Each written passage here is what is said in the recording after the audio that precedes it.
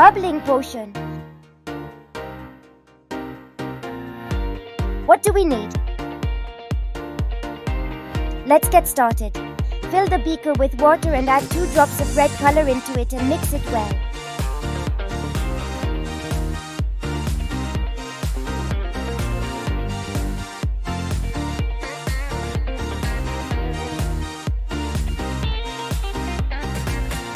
Add 3 scoops of citric acid and 3 scoops of baking soda in the dry flask and mix them well.